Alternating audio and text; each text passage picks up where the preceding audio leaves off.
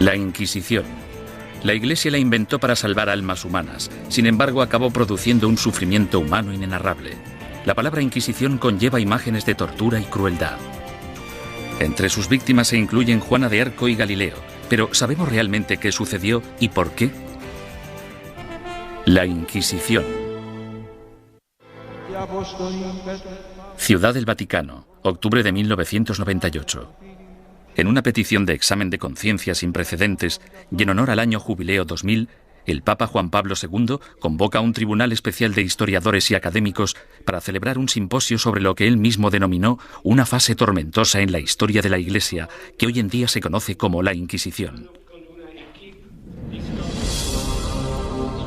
Para ayudar al tribunal en su investigación, el Papa anuncia la apertura pública de los archivos secretos de la Inquisición, unos archivos que habían estado fuera del alcance de los académicos durante casi 200 años. El pontífice, de 79 años de edad, se enfrenta así a una de las cuestiones más cruciales en su trayectoria. ¿Debería la Iglesia Católica pedir disculpas por los pecados cometidos durante la Inquisición? El tema es un polvorín de controversia, incluso entre los historiadores. Todos los académicos deben afrontar una cuestión central y perturbadora. ¿Cómo pudo una institución como la Iglesia convertirse en el instrumento a través del cual se destruyeron miles de vidas humanas durante 6 siglos? La primera respuesta implica comprender que nunca hubo una única y todopoderosa Inquisición, sino más bien instituciones independientes en España, Portugal e Italia. Lo que compartían era un oscuro y perpetuo miedo, el miedo a la herejía religiosa.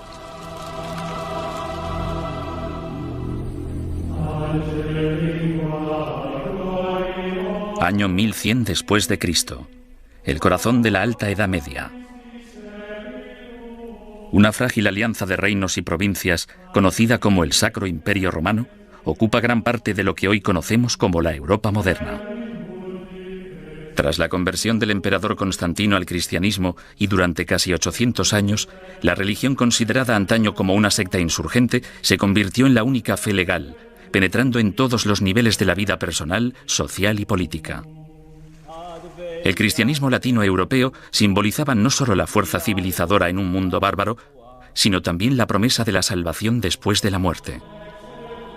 El clero y los ciudadanos vivían temerosos del duro juicio de Dios. Con todo, seguía habiendo disidentes que se atrevían a desafiar la sagrada doctrina cristiana. La Iglesia tachó a estos rebeldes de pecadores o herejes. La palabra herejía proviene del latín airesis, que significa elección. Alrededor del siglo XII, herejía cobra un significado mucho más amenazante. Se convierte en un peligro mortal para la sociedad y para el hombre en una traición a Dios. Según el derecho civil, los criminales acusados de traición serán castigados con la muerte y sus bienes serán confiscados. ¿Qué otro motivo es necesario para que aquellos que ofendieron a Jesús, Hijo del Señor, sean expulsados de la comunión cristiana y privados de sus bienes? Papa Inocencio III. A pesar de la posición inamovible de la Iglesia en considerar esto un delito, los grupos de pensamiento libre siguieron emergiendo e insistiendo en interpretar a Dios a su manera. Entre dichos grupos se encontraban los valdenses, predicadores itinerantes que erraban por el sur de Francia y el norte de Italia, viviendo en apostólica pobreza. La Iglesia insistía que cualquiera que quisiera dedicarse a la predicación pública debía ser acreditado por el obispo de su diócesis. Cuando los valdenses se negaron a dejar de predicar, el Papa Lucio III emitió un edicto, conocido como Bula Papal, que tachaba el movimiento de hereje y excomulgaba a todos sus seguidores. Los valdenses fueron suaves en comparación con los herejes más radicales, los cátaros. Los cátaros veían su fe como la única verdadera y se mostraban completamente hostiles ante la Iglesia establecida, a la que consideraban perniciosa. Los cátaros llamaban a sus sacerdotes perfecti o buenos cristianos. Comprometidos con una vida de estricta abstinencia, los sacerdotes no podían mentir, blasfemar, comer carne ni mantener relaciones sexuales. Acusaban a la Iglesia organizada de abusar cada vez más de su poder clerical. La austeridad de los perfecti cátaros parecía, en comparación, sumamente atractiva. Alrededor del siglo XIII, Europa era un foco de herejía. Al sur de Francia floreció el catarismo. La tensión aumentó hasta que una conspiración cátara asesinó a un representante papal que predicaba en la región del Languedoc en el año 1208. Ultrajado, el Papa Inocencio III reclamó una nueva cruzada en contra de los herejes. El Papa denomina esta guerra santa contra sus semejantes cristianos la Cruzada Albigense, en honor a la catedral francesa de la ciudad de Albi. Las atrocidades que cometieron sus cruzados del norte se convirtieron en legendarias. Los perfecti cátaros, fácilmente identificables por sus atuendos negros, eran asesinados en el acto. Sin embargo, tras años de matanzas, los astutos perfecti decidieron desprenderse de su atuendo distintivo y camuflarse gradualmente. A pesar del celibato, incluso empezaron a viajar con mujeres afirmando que eran sus esposas. El Papa Inocencio III volvía a enfrentarse al mismo rompecabezas del principio. El objetivo de la Iglesia era esparcir la salvación y un hereje muerto solo era bueno para el diablo. El pontífice en apuros consideró el sistema judicial del momento. El procedimiento habitual, el acusatorio, forzaba a la parte injuriada a hacer una acusación pública. Si la parte acusadora no conseguía probar su caso, entonces ésta era castigada del mismo modo en que habrían castigado al acusado. Este proceso hacía que incluso los que tenían una queja real se mostraran reacios a presentar una acusación. Inocencio III se dio cuenta de que esas reglas no servirían para su objetivo a largo plazo. En el año 1215, el Papa congregó a todos los líderes cristianos en el Cuarto Concilio de Letrán, celebrado en Roma. Inocencio utilizó el encuentro para anunciar sus nuevas normas para la persecución de herejes y clérigos descarriados. La Santa Inquisición había nacido. El proceso inquisitorial de Inocencio III daba la potestad al investigador de construir un caso completo, recogiendo a escondidas las opiniones de la gente de la comunidad. En 1231, el Papa Gregorio IX inicia un concurso público para el nombramiento de nuevos agentes especiales, llamados inquisidores de la depravación hereje. Es el amanecer de la Inquisición medieval que empieza con una venganza. El Papa Inocencio III fracasó en su intento de eliminar a los cátaros, la secta más poderosa del sur de Francia. Sin embargo, en 1231, su sucesor, el Papa Gregorio IX, tramó un plan para volcar todo el poder del nuevo sistema legal de la Inquisición contra ellos.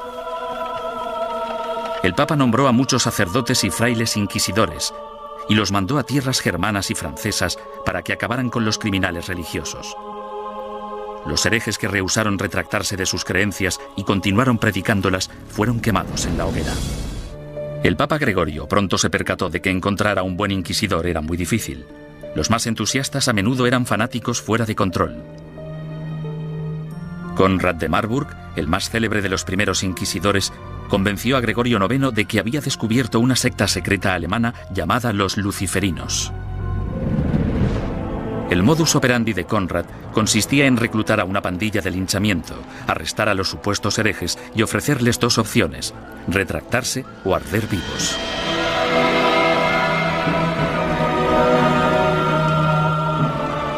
Los historiadores descubrirían más adelante que los luciferinos fueron pura ficción, una invención obsesiva que Conrad creó para impresionar al Papa. El inquisidor papal del norte de Francia no era mejor. Un cátaro convertido, de nombre Robert Le Boucq, acorralaba a grupos de supuestos herejes y celebraba estrepitosos juicios públicos. En un suceso devastador, 183 cátaros fueron interrogados, sentenciados y quemados vivos en un solo día. Tras años de protesta por parte de los obispos franceses, el Papa finalmente se dio cuenta de que Robert era un extremista peligroso, por lo que le retiró de su cargo y lo encarceló.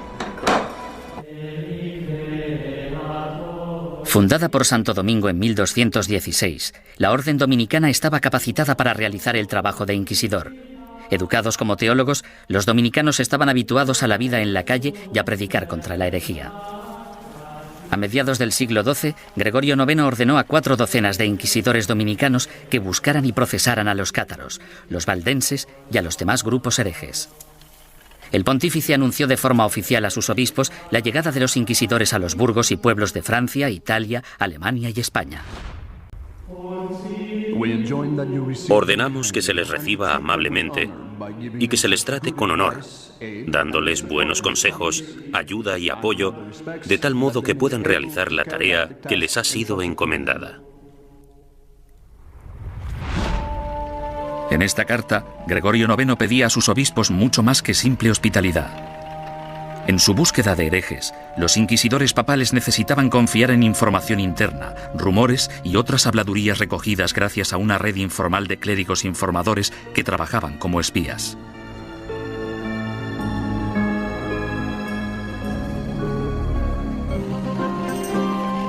En sus incursiones a lo largo de la geografía, los inquisidores llegaban a un pueblo acompañados normalmente de un notario o escribiente para documentar el procedimiento o, en ocasiones, de un sirviente o un guardaespaldas. Entonces, el párroco reunía a los habitantes del pueblo para que escucharan al visitante predicar sobre los pecados y los peligros de la herejía. Una vez terminado el sermón, el inquisidor anunciaba un período de gracia durante el que cualquiera que hubiera cometido herejía podía confesar sus pecados a cambio de un trato clemente. Unas semanas más tarde, el inquisidor anunciaba el fin del período de gracia, momento en el que se iniciaba la fase más nefasta del edicto de fe. Desde ese momento, cualquier acusado se convertía en víctima de interrogatorios o arrestos. Y dado que la información siempre se daba en secreto, el inquisidor animaba a todos los buenos ciudadanos a que denunciaran a cualquier vecino que creyeran que podía ser hereje. El inquisidor debía tener al menos 2 testimonios incriminatorios antes de poder seguir adelante. En ocasiones, los sujetos víctimas de investigación no sabían que eran sospechosos hasta el día que les convocaban. Conscientes del peligro de las acusaciones falsas o maliciosas, los inquisidores intentaban diferenciar las mentiras de la verdad. Cuando hacían subir al estrado a un acusado por primera vez, le hacían nombrar a todos sus enemigos. Si alguno de esos nombres coincidía con cualquiera de los nombres de la lista de testigos, el inquisidor debía desestimar ese testimonio. Sin embargo, las protecciones legales se acababan aquí. El acusado nunca llegaba a saber el nombre de quienes le acusaban, ni tampoco los motivos por los que se le acusaba. Incluso los sospechosos que confesaban haber cometido herejía no podrían reconciliarse con la Iglesia hasta que dieran nombres e información de otros supuestos herejes. Si obstaculizaban la investigación, se arriesgaban a sentencias de cárcel y a perder todas sus propiedades. ¿Cómo llevaban los inquisidores su trabajo tan en secreto? Han sobrevivido algunos manuales prácticos dándonos una aproximación fascinante a ese período. Uno de ellos, llamado Conducta de Interrogación relacionada con la depravación hereje, fue escrito por un inquisidor retirado, Bernard Guy, en el año 1324. Guy, cuyas hazañas inspiraron la novela histórica En el nombre de la rosa, ofrece docenas de investigaciones en las que recoge 17 años de experiencias de primera mano en lo que él denomina su cruzada personal contra la herejía. El objetivo de la Inquisición es acabar con la herejía. Y para acabar con la herejía, debemos acabar con los herejes. Bernard Guy, 1324. En 1376, el inquisidor Nicolás Aymeric de Aragón escribió el libro Directorium Inquisitorium. En él, describía la tenacidad y el compromiso que debía tener un inquisidor de los siglos XIV y XV, e incluso incluyó una lista práctica de trucos inteligentes utilizados para engañar a los sospechosos para que confesaran. Uno de los trucos que me asombró fue el de sentarse con una vitela pequeña en las rodillas y mirarla y comprobarla mientras la persona da su testimonio. Existe otro aspecto espeluznante en el trabajo del inquisidor: la tortura. En la Edad Media se consideraba un método aceptable para la detección de mentiras siempre que hubiera razones suficientes para justificarla. Antes de 1252, la Iglesia prohibía a los inquisidores que utilizaran la tortura en sus investigaciones. Pero tras el asesinato del inquisidor Pedro Mártir en Lombardía a manos de los cátaros, el Papa Inocencio IV abrió la veda y dejó que métodos antiquísimos, en especial la tortura, entraran en la lucha contra la herejía. El oficial o párroco debe obtener de todos los herejes que capture una confesión mediante la tortura, pues de hecho son todos ladrones y asesinos de almas. Papa Inocencio IV. La tortura se destinaba a 2 tipos de prisioneros: los que se negaban a retractarse y los que parecían saber más de lo que contaban. Los inquisidores escogían la técnica de la tortura, pero dejaban el trabajo en manos de torturadores profesionales, expertos en causar dolor. La estrapada era uno de los métodos de tortura más populares en la Edad Media y el Renacimiento. Las manos del acusado se le ataban a la espalda y a una cuerda que se colgaba de una viga en el techo. En algunas ocasiones se añadían pesos en los pies de la víctima. Una vez izado, se bajaba al prisionero y se le volvía a levantar de un tirón o se le sacudía violentamente. Los atornilladores de piernas o las prensas de espinillas eran instrumentos mecánicamente más sofisticados para causar dolor. Con cada vuelta de tornillo, más aguda se volvía la presión sobre las piernas del prisionero. En medio de toda esta mutilación se encontraba el notario del inquisidor, apuntando con esmero y fidelidad los acontecimientos de la sesión y listo para anotar la confesión tan pronto se produjera. El clero justificaba todo esto como un acto de benevolencia. Al fin y al cabo, si la tortura llevaba a la confesión, el injuriador podía finalmente reconciliarse con Dios y recibir la salvación. Con todas esas técnicas a su disposición, no resulta sorprendente que los inquisidores fueran convincentes en casi un 90% de los casos. ¿Podía la herejía estar realmente tan extendida? ¿O eran los inquisidores los que utilizaban su poder para asustar a la gente y obligarles a hacer confesiones falsas? Aunque para los culpables de herejía, lo más temido era el día del juicio. Durante los siglos XIII y XIV, los inquisidores papales siguieron su camino por el sur de Europa, recogiendo acusaciones e investigaciones de herejes. Estos sacerdotes se veían como soldados de primera línea de Dios, en guerra por la salvación de las almas, pero dejaban atrás un campo de batalla repleto de bajas. La Inquisición asustaba a los ciudadanos y les obligaba a traicionar a sus amigos y vecinos, destruyendo familias y convirtiendo comunidades pacíficas en una fábrica de mentiras y sospechas. A lo largo y ancho del Sacro Imperio Romano y de los reinos y principados de Europa, los ciudadanos esperaban el sermos generalis o el juicio del proceso inquisitorio. Los castigos o penitencias iban desde el azotamiento público al encarcelamiento o a los trabajos forzados. A menudo se obligaba a los convictos a llevar ropa distintiva para hacer pública su vergüenza. Los que iban marcados con la cruz amarilla se convertían en parias de la comunidad, pero su destino era clemente comparado con las penitencias que sufrían los herejes reincidentes, es decir, los que se retractaban y luego volvían a sus viejas costumbres. Su castigo era la ejecución. El derecho canónico, sin embargo, prohibía a los miembros del clero participar en cualquier juicio de sangre, por lo que los inquisidores entregaban a los herejes condenados a las autoridades civiles. Cuando la Inquisición entregue a los culpables de herejía al poder civil, el magistrado de la ciudad deberá hacerse cargo de ellos en el acto y, en un periodo máximo de 5 días, deberá ejecutar las leyes hechas contra ellos. Papa Inocencio IV, 1252. Una vez completado el juicio sermos generalis, las autoridades laicas escoltaban a los condenados hasta un emplazamiento alejado de las calles de la ciudad. Allí los ataban a estacas de madera apuntaladas sobre toneladas de leña. Los inquisidores nunca acudían a estas ejecuciones. Quemar en la hoguera es una de las sentencias de muerte más horribles que se puedan imaginar. Las llamas podían tardar horas en consumir por completo al condenado. Si la víctima estaba de suerte o sus familiares eran suficientemente influyentes, entre la leña se colocaba mucha madera húmeda para que generara mucho humo. La muerte por asfixia era preferible a la agonía de quemarse vivo.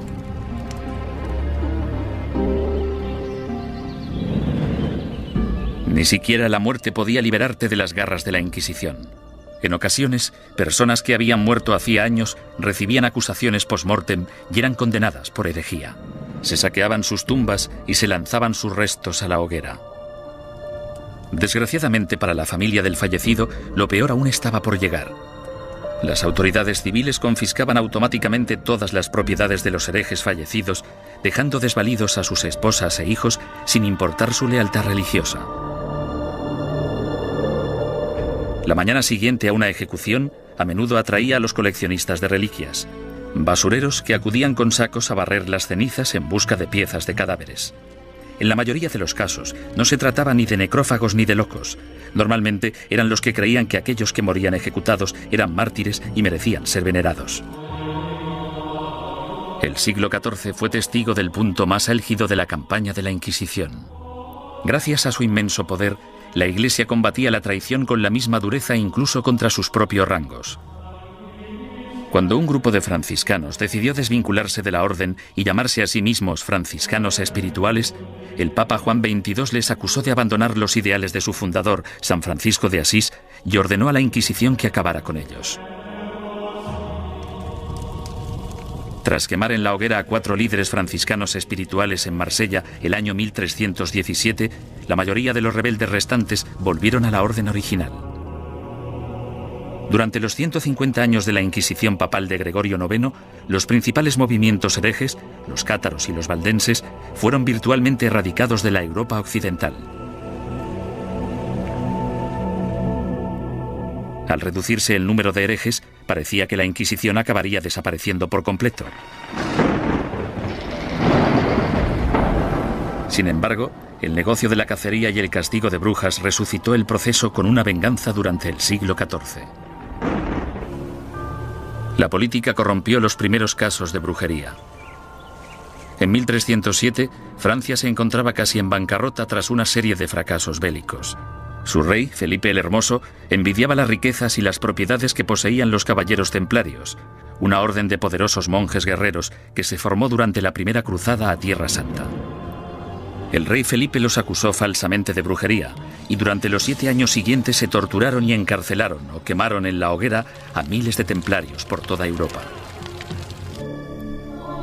Un siglo después, tras su triunfo sobre los ingleses en Orleans, Juana de Arco fue capturada y encarcelada por sus enemigos que temían su creciente poder político. La entregaron al Tribunal Inquisitorial, organismo que utilizaron como instrumento en su contra. Los que acusaban a Juana defendían que las voces que ella consideraba su inspiración eran las voces del diablo y que sus premoniciones eran brujería. Juana fue condenada y murió en vehemente agonía. La nueva herejía de brujería diabólica parecía muy peligrosa tanto para la Inquisición como para las autoridades civiles y engendró el manual práctico más relevante e influyente de todos. Publicado en 1486, Malleus Maleficarum, o El martillo de las brujas, proporcionaba apoyo teológico, consejos legales y varias técnicas para acusar, torturar y sentenciar a las brujas. Se trata de un documento infame, puesto que crea la imagen arquetípica de la mujer bruja, además de ser una de las obras de todo el mundo literario que muestra más abiertamente su misoginia. Cuando una mujer piensa por sí misma, solo piensa en cosas malas. Como son más débiles de cuerpo y alma, no resulta sorprendente que puedan sucumbir al hechizo de la brujería. Toda brujería procede de la lujuria carnal que en las mujeres es insaciable. Malleus Maleficarum. La historia ha demostrado que uno de los autores de Malleus Maleficarum, un inquisidor de nombre Heinrich Kramer, tenía ciertos problemas para controlar su propia insaciable lujuria carnal. En el año 1485, Kramer fue acusado de llevar a cabo una inquisición en la región de Innsbruck, lo que ahora es Austria. Él mismo se buscó los problemas porque la mayoría de los interrogados eran mujeres y las preguntas tenían relación con sus actividades sexuales. Alarmado por la manifiesta obsesión sexual de Kramer, el obispo ordenó que destituyeran al inquisidor y que liberaran a todos sus prisioneros. Durante los siguientes 200 años, el Malleus Maleficarum se convirtió en un bestseller y llegó a ser publicado en 4 lenguas distintas. Estaba destinado a convertirse en la principal fuente de inspiración de los cazadores de brujas laicos, católicos y protestantes que aterrorizarían Europa y Norteamérica durante los siglos XVII y XVIII. Durante el siglo XV, sin una nueva política ni postura por parte del papado, la Inquisición empezó a desvanecerse poco a poco. Sin embargo, en España, la astucia política del rey y la devoción de la reina se apoderaron del proceso inquisitorio e hicieron que su aterrador poder recayera en su propia gente. La situación de los judíos europeos durante el período medieval siempre fue desesperada.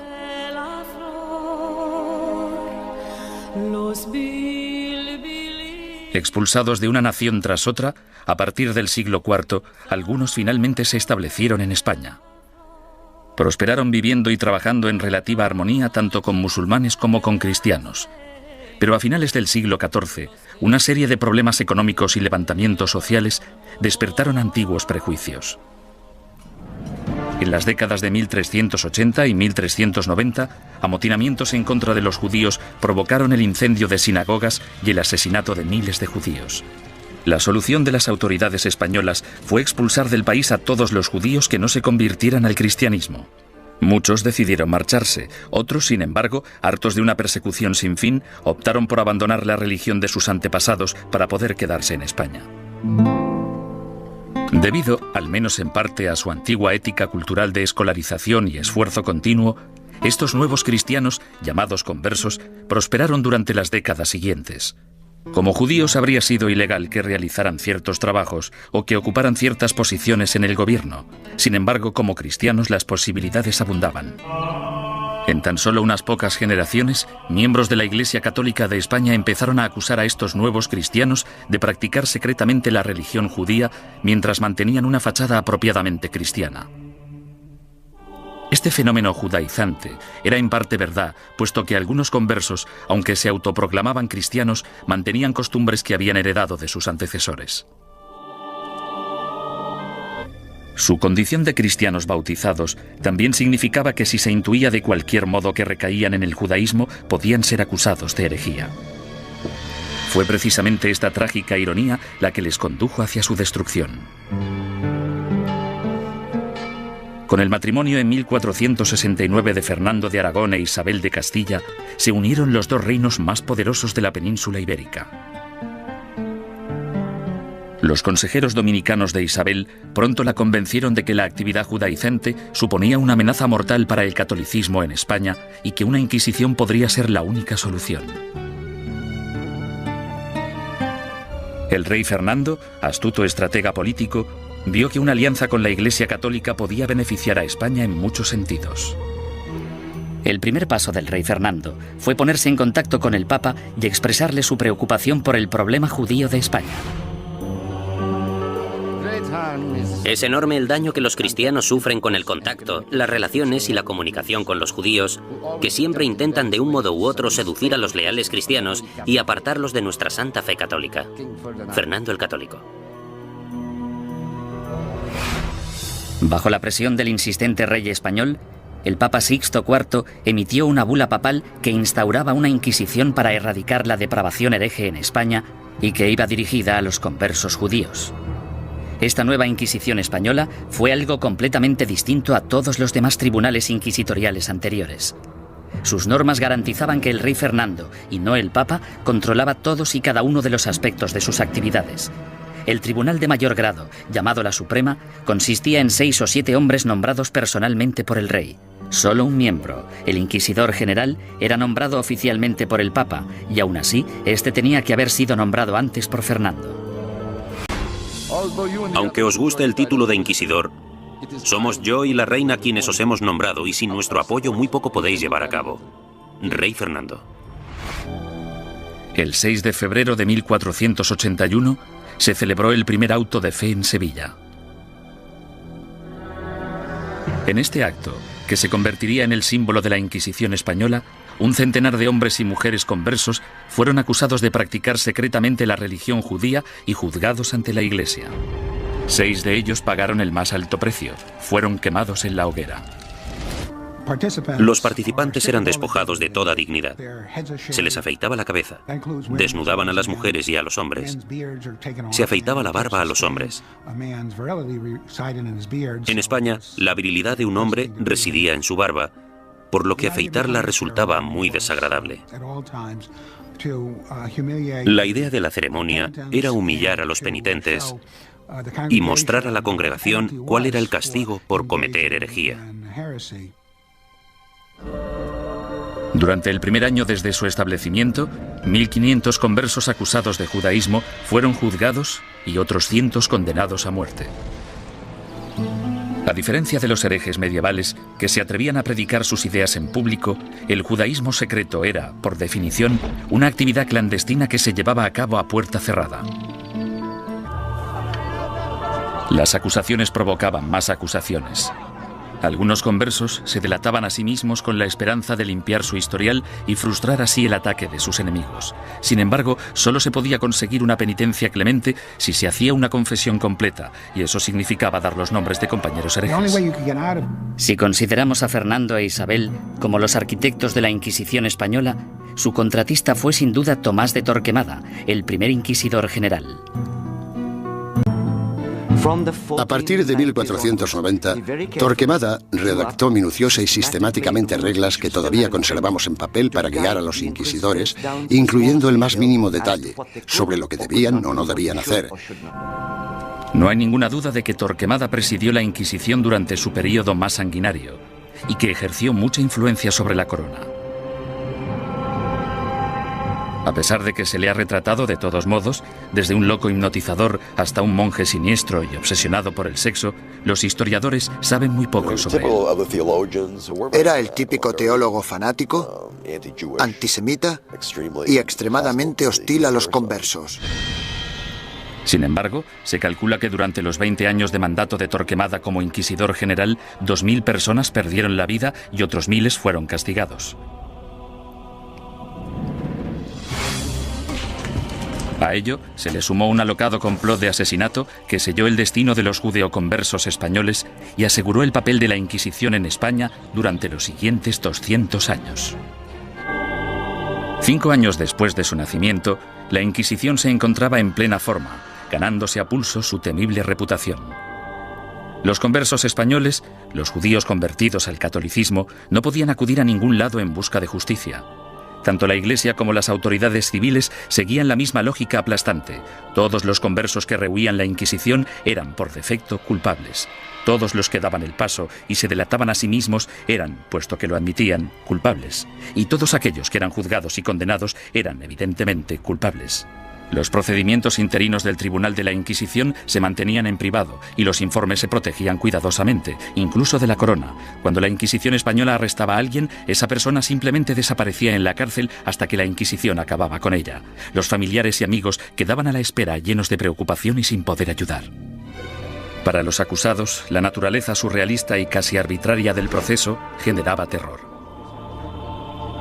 No existía ningún juicio. Eran más bien audiencias tras las que el prisionero volvía a su celda. Después de todo el sufrimiento, que podía prolongarse durante semanas o meses, el acusado podía no llegar a saber los crímenes de que se le acusaba. Se le exigía constantemente, a veces bajo amenazas de muerte, que confesara. El 15 de septiembre de 1485, algunos conversos furiosos decidieron tomarse la justicia por su mano. Como inquisidor, Pedro Arbués se arrodilló delante del altar de la Catedral de Zaragoza. 8 asesinos le atacaron con cuchillos.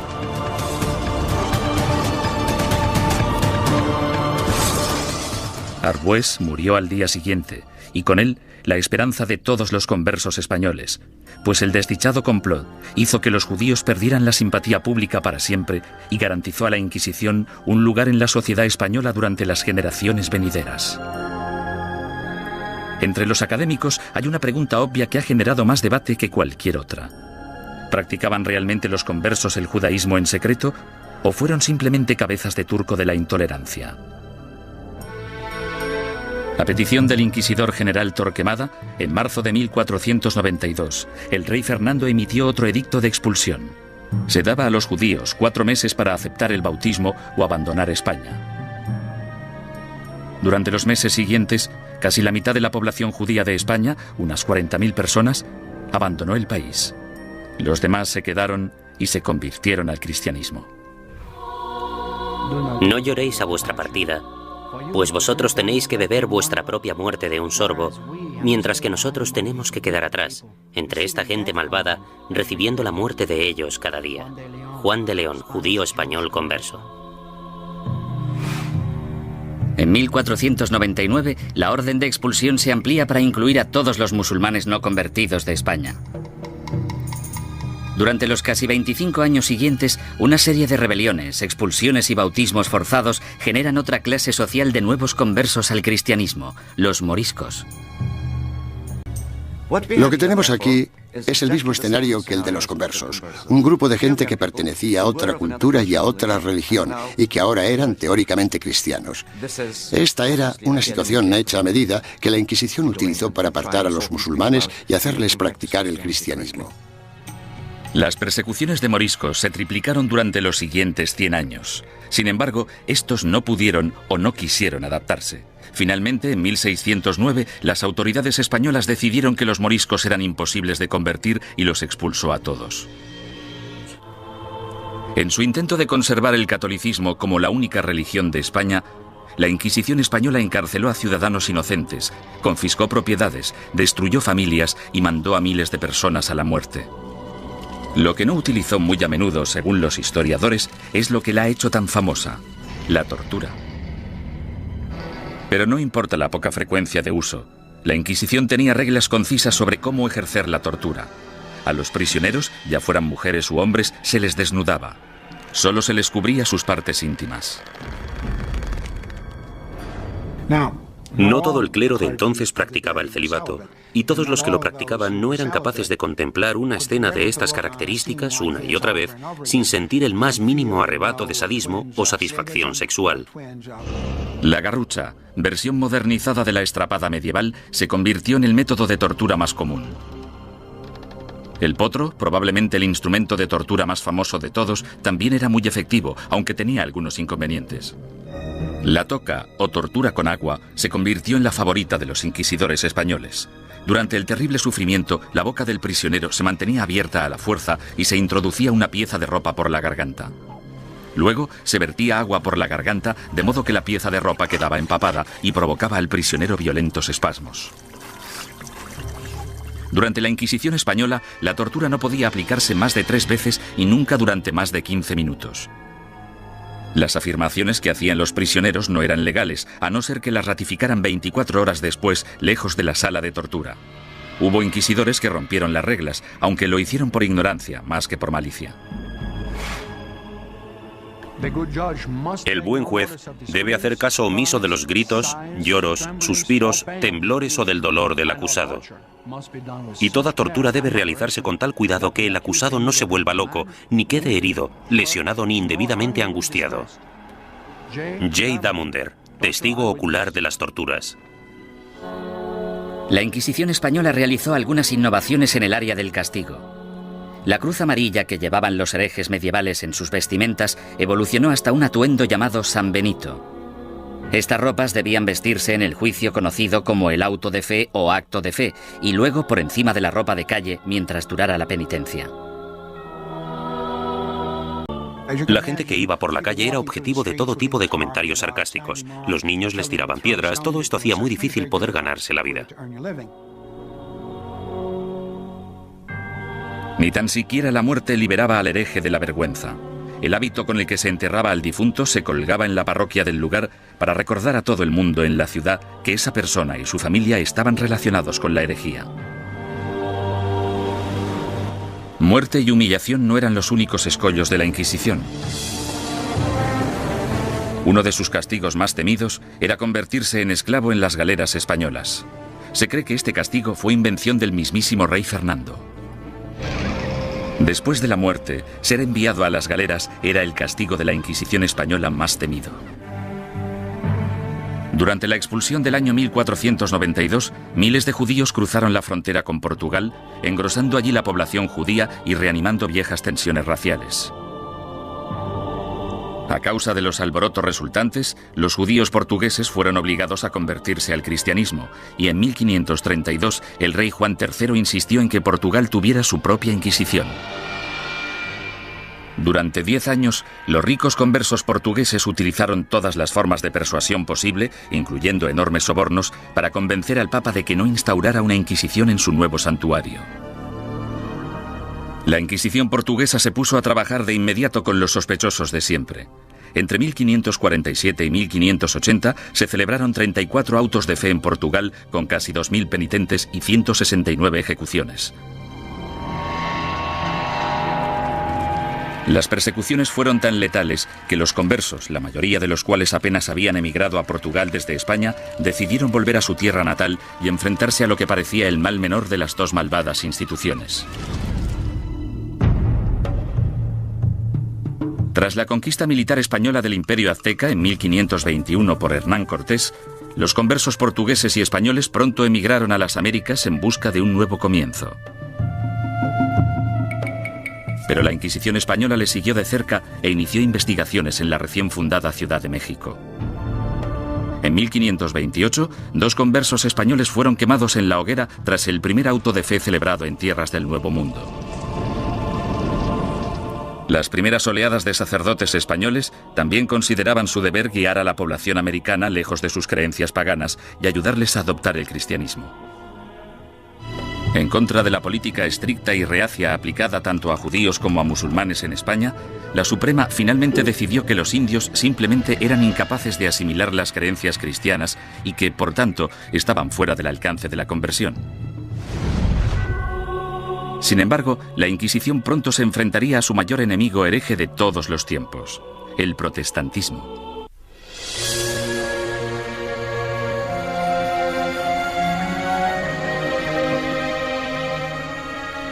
Al mismo tiempo que las inquisiciones española y portuguesa remataban su azote contra los musulmanes y los judíos herejes, otra amenaza apareció en escena. En 1517, un sacerdote alemán llamado Martín Lutero dejó su famoso tratado, las 95 tesis, a las puertas de la iglesia de Wittenberg. Se trataba de un ataque acerbo a la Iglesia católica. ¿No es cierto que bajo el vasto cielo no existe nada más corrupto, más pestilente y más odioso que la corte de Roma? La que una vez tuvo las llaves del cielo, ahora es una especie de boca abierta hacia el infierno. Martín Lutero. La carismática protesta de Lutero evolucionó hasta convertirse en una auténtica revolución religiosa. El movimiento de la Reforma sacudió a toda Europa. Alrededor del año 1550, las coronas de Dinamarca, Noruega, Suecia y Finlandia ya se habían acogido a la nueva religión llamada protestantismo. El Papa estaba furioso. Con sus ajetreados puertos y su extensa red europea de comercio, era solo cuestión de tiempo que las ideas protestantes empezaran a viajar hacia la España católica. En 1577, dos grupos independientes de adinerados protestantes convertidos fueron descubiertos y arrestados en Sevilla y en Valladolid. El descubrimiento de dos organizaciones protestantes en dos de las mayores ciudades de España causó oleadas de pánico por todo el país católico. El rey español Carlos V, que había dedicado los últimos 30 años a la lucha contra el protestantismo en Alemania, exigió una purga rápida y despiadada. Su aliado en Roma, el Papa Pablo IV, volcó todo el poder de la Iglesia en el ataque contra el protestantismo y emitió una bula papal sin precedentes en la que permitía a la Santa Oficina Española ejecutar a los ofensores que cometían un crimen por primera vez e incluso a los que se arrepentían. La fiebre del antiprotestantismo llegó a todas las grandes ciudades de España. Fueron quemados en la hoguera sacerdotes, monjas, soldados ingleses e incluso 3 niños que murieron junto con sus madres. En poco más de 3 años, tras el descubrimiento de protestantes en España, el protestantismo se había eliminado por completo. El sangriento ataque a los protestantes entre los años 1559 y 1562 también marcó el punto más álgido de la ceremonia del auto de fe en términos de asistencia, pomposidad y pura teatralidad. Anticipándose a los juicios de cientos de protestantes herejes, el inquisidor general Fernando Valdés se propuso deliberadamente modernizar el auto de fe de forma grandilocuente. España eliminó sistemáticamente a todos los protestantes. Sin embargo, los inquisidores permanecieron alerta ante cualquier amenaza hereje del exterior. A lo largo del siglo XVI, los viajeros protestantes que venían a España, incluso dignatarios extranjeros, cayeron en las despiadadas garras de la Inquisición. Mientras que España parecía haber triunfado ante el protestantismo, no pudo hacer nada ante los efectos de otra de las invenciones alemanas, la imprenta. Hacia finales del siglo XVI, libros y panfletos escritos por víctimas de la Inquisición española avivaron el negocio de forma importante. Los líderes protestantes, que aspiraban a poner el mundo en contra de la España católica, explotaron estos horribles relatos de tortura, encarcelamientos y muerte. Las cuerdas, que eran de tamaño pequeño, se ataban a los huesos del prisionero atravesándole la carne y haciendo que la sangre borboteara por 8 puntos diferentes al mismo tiempo. Mientras el prisionero se resistía a hacer cualquier confesión respecto a lo que los inquisidores le preguntaban, tiraban de las cuerdas de esta manera 4 veces sucesivas. John Fox, El libro de los mártires. La mala publicidad de la Inquisición no era el único escándalo al que se enfrentaba la Iglesia católica. En 1542, Roma fue sacudida por la noticia de que Bernardino de Ochino, el líder de la admirablemente austera y piadosa orden católica de los capuchinos, había abandonado Italia para unirse al protestantismo. La deserción de Ochino, una de las figuras relevantes más admiradas en la Iglesia, finalmente incitó al Papa a tomar una decisión. El 4 de julio, el Papa Pablo III ordenó el establecimiento de una Inquisición romana, la primera Inquisición en suelo italiano en más de 200 años. Una comisión de 6 cardenales dirigiría el Santo Oficio, aunque a diferencia de la versión española, dirigida por la corona, el poder de la Inquisición romana estaba única y exclusivamente en manos del Papa. Durante el siglo XVI, la Inquisición romana gozó de gran prestigio y poder político. Los papas Pablo IV y Pío V subieron al poder tras servir a la Iglesia como inquisidores. A pesar de sus sangrientos mandatos, en términos de número de protestantes ejecutados, estudios recientes muestran que la Inquisición romana fue pionera en reformas judiciales que serían las predecesoras del sistema legal actual. Los prisioneros de la Inquisición romana podían disponer de un abogado e incluso reunir testigos que testificaran a su favor. 300 años antes de que se inventara la figura del abogado de oficio, la Inquisición romana ya proporcionaba abogados gratuitos a los indigentes acusados. Sin embargo, la Inquisición romana se volvió en contra de algunos de los mayores pensadores del Renacimiento. El ataque de la Inquisición romana contra el protestantismo supuso mucho más que arrestos, castigos y ejecuciones. En 1559, el Vaticano publicó su Índice de Libros Prohibidos, en el que listaba cientos de libros y autores considerados peligrosos para la fe y la moral de los buenos católicos. Cualquier ciudadano que poseyera uno de estos libros prohibidos podía ser arrestado. Algunos autores encontraron sus libros listados en este índice simplemente porque una o dos frases sueltas se habían considerado erróneas. Sir Thomas More, político inglés que irónicamente fue decapitado por su lealtad a la religión católica, también fue considerado un autor prohibido. Los historiadores cuestionan si dichos índices tuvieron algún impacto real. Hay literalmente miles de títulos en cada índice, y aparte de un grupo de inquisidores y de obispos, pocos sabían exactamente qué estaba prohibido. Como instrumento de censura, el índice de libros prohibidos resultó ser algo de mucho ruido y pocas nueces. Sin embargo, no hay ninguna duda de que la Inquisición romana tuvo un efecto represivo sobre las ideas intelectuales y científicas y que destruyó las vidas y los legados de algunos de los mayores pensadores del Renacimiento. Giordano Bruno fue uno de los genios más excéntricos del siglo XVI. Medio filósofo, medio loco, su visión del cosmos, considerada inverosímil en su época, de hecho se anticipó a la concepción actual del sistema solar. El tratado más famoso de Bruno, publicado en 1584, pronto le hizo merecedor de aparecer en el Índice romano.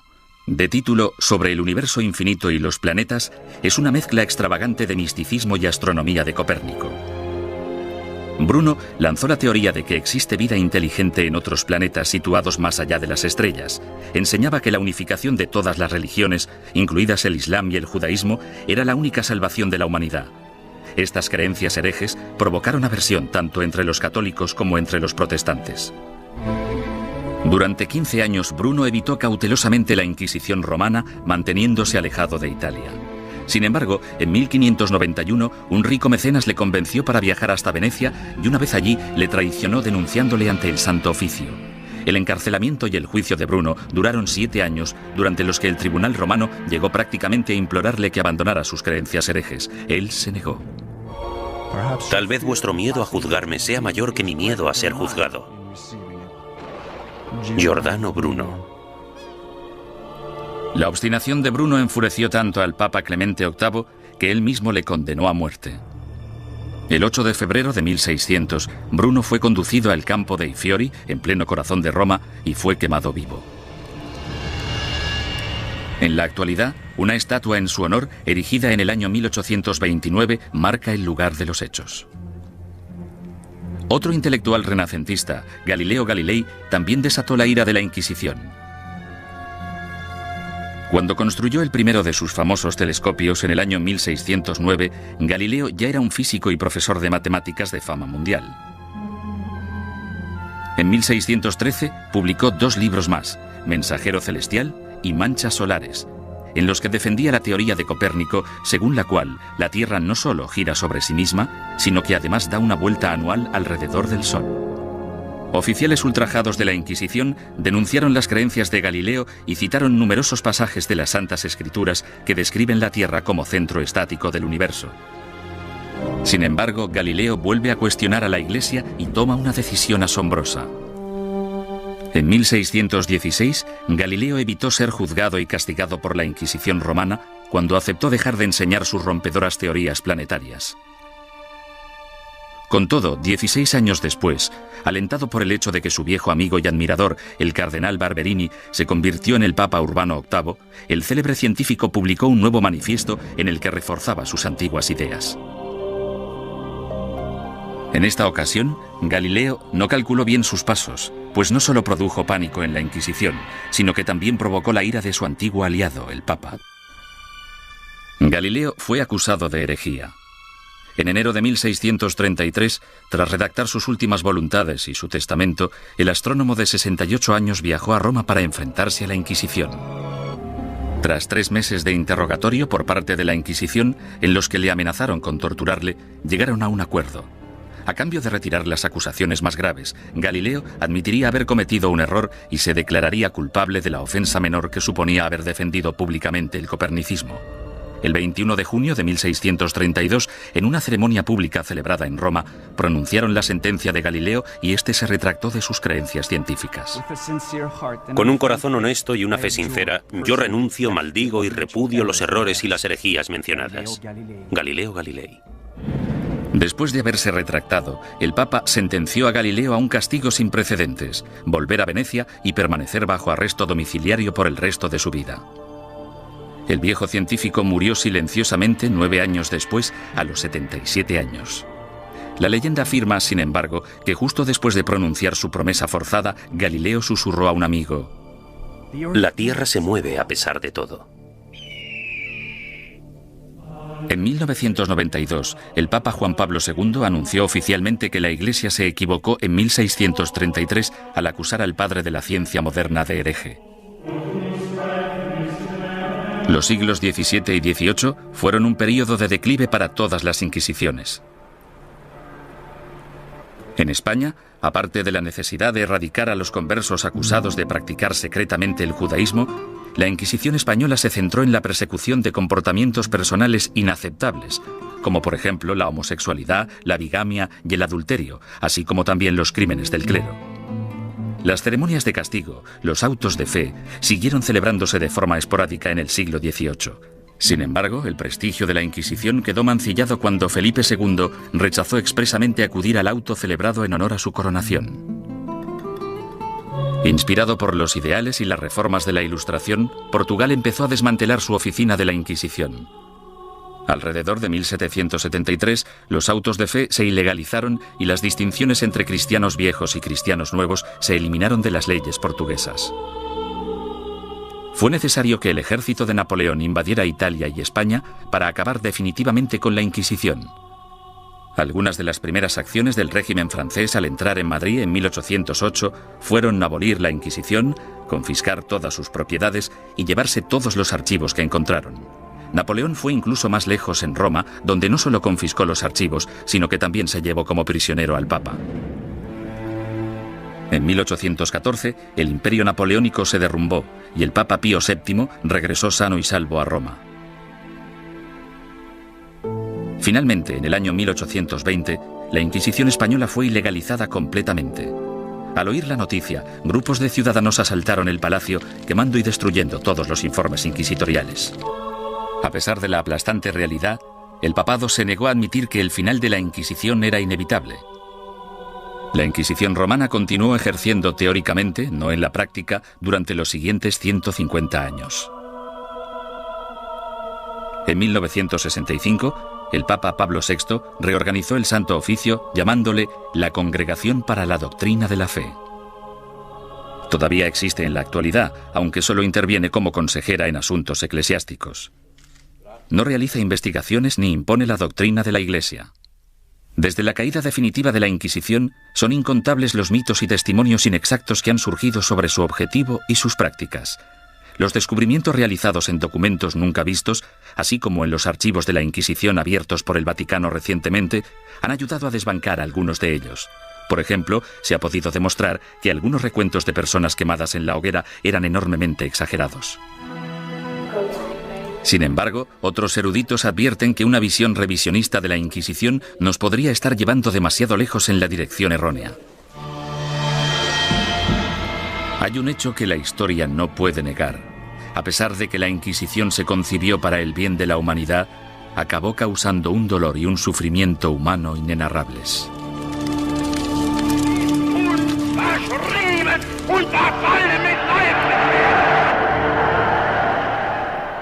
Las Inquisiciones existieron durante casi 6 siglos y lucharon por la necesidad de un grupo de imponer sus ideas sobre las de los demás.